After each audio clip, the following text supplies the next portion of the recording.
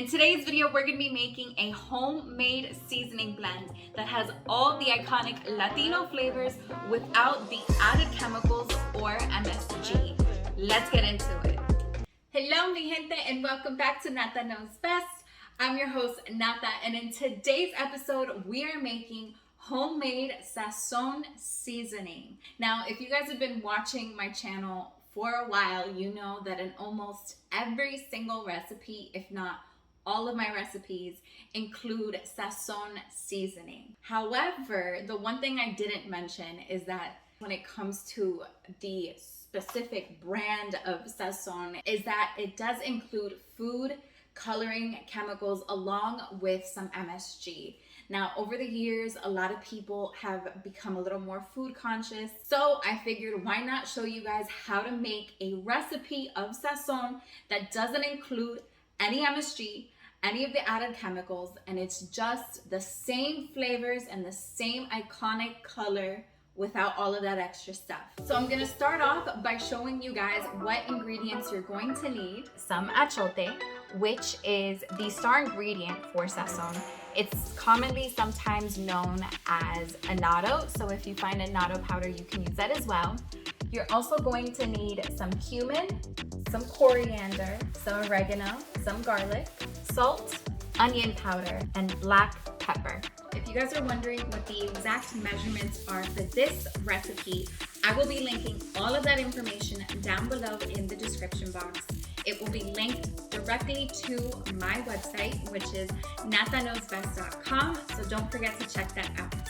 As you guys can obviously guess, the next step to this recipe is obviously to pour all of your individual spices into a container and just whisk them. After you're done whisking, go ahead and add your homemade Sazon seasoning into an airtight container. I'll be using a mason jar because it has the perfect airtight seal. And that's pretty much it. You can go ahead and store your homemade Sazon seasoning in a pantry or in a dark cupboard and just store it along with all of your other seasonings. It has a great shelf life.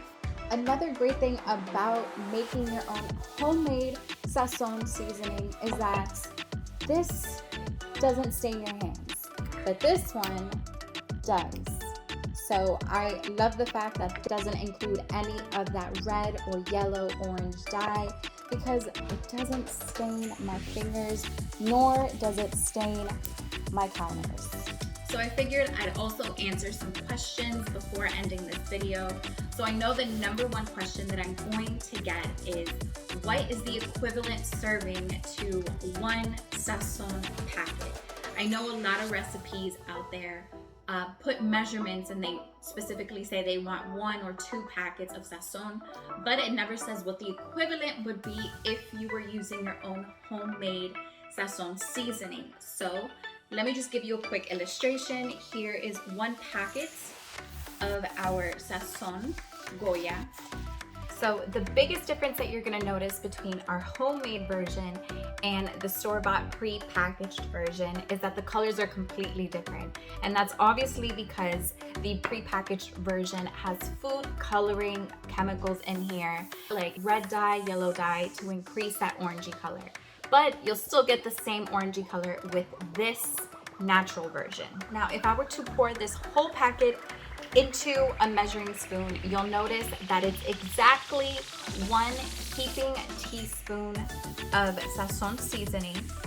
So next time when you have a recipe that exclusively calls for some Sazon packets, remember that the equivalent to that in a homemade Sazon seasoning would be 1 teaspoon. If you guys are wondering some recipes that you can start incorporating this delicious seasoning in, I'll list a few right here. I know some of the popular ones would be some arroz con gandules. You could also use it in chuletas to season them. You can use them in making your empanada filling, so your picadillo. You could use it for the filling in pastelón. So if you guys liked this recipe, go ahead and give me a big thumbs up and also comment down below. Stay tuned for next week for another delicious recipe. And as always, mi gente, thank you so much for watching. Nata Knows Best.